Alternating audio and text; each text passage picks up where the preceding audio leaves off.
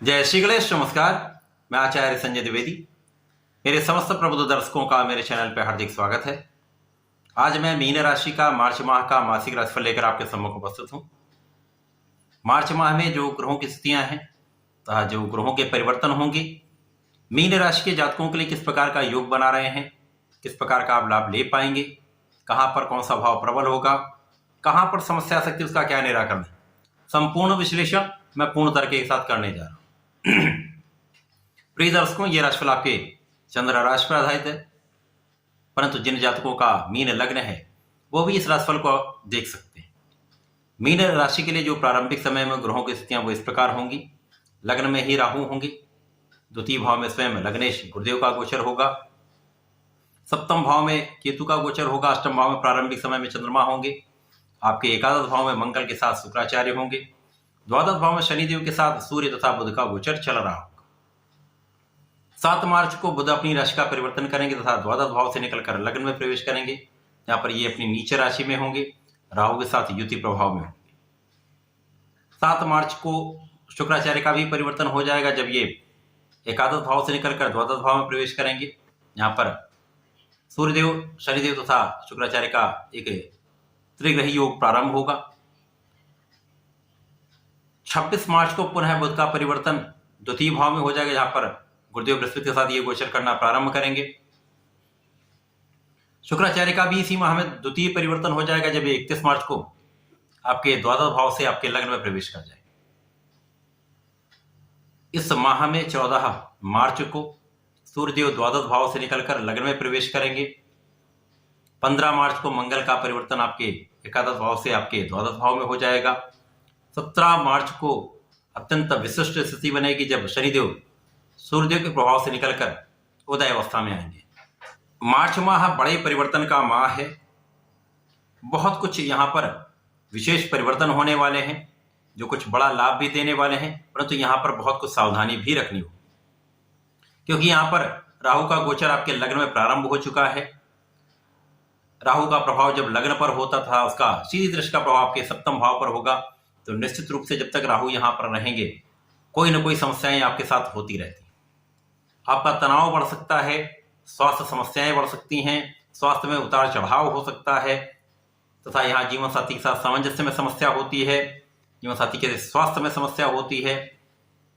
यद्यपि यहाँ पर गुरुदेव बृहस्पति जो लग्न के स्वामी, उनकी स्थिति अच्छी है, जिसके कारण आपकी आयु की रक्षा हो रही है, आपकी संपूर्ण सुरक्षा हो रही है।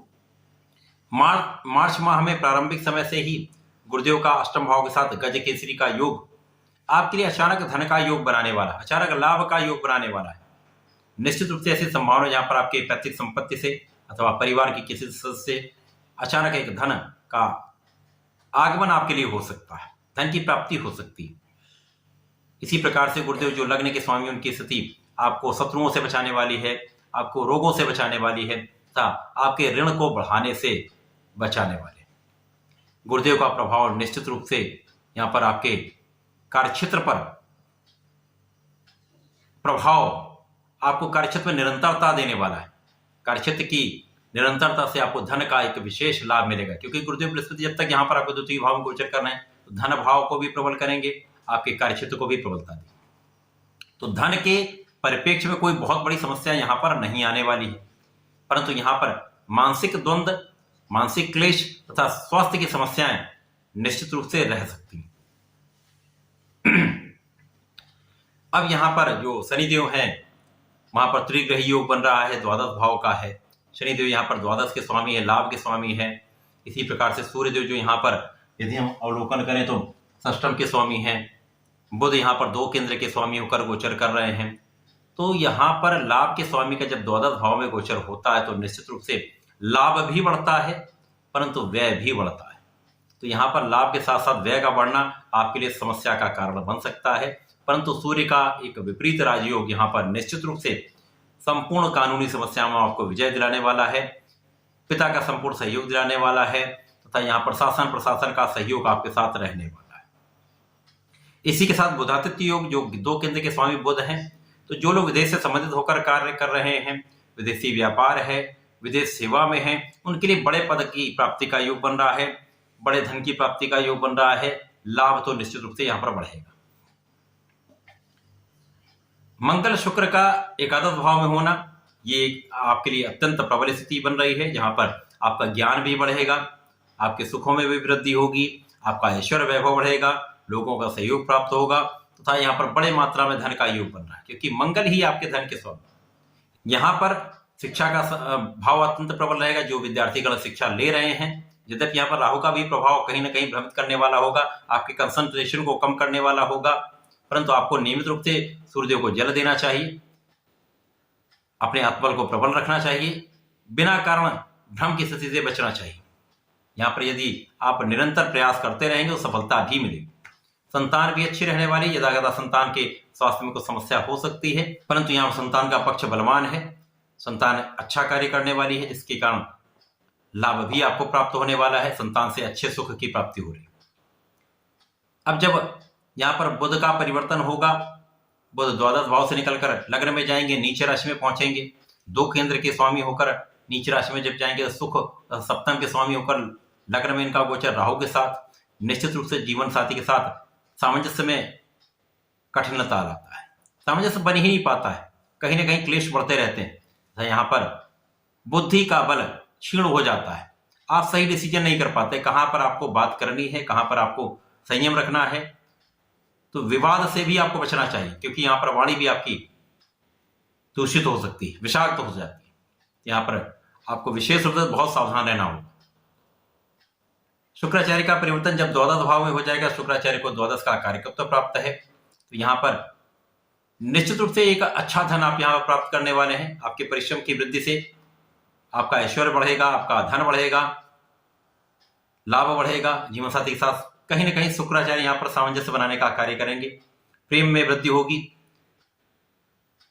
अब जब सूर्यदेव आपके द्वादश भाव से निकलकर आपके लग्न में जाएंगे, तो जो बुध की नेगेटिविटी है यहां से कम होना प्रारंभ हो जाएगा, क्योंकि यहां पर सूर्य बुध का बुधादित्य योग बनेगा।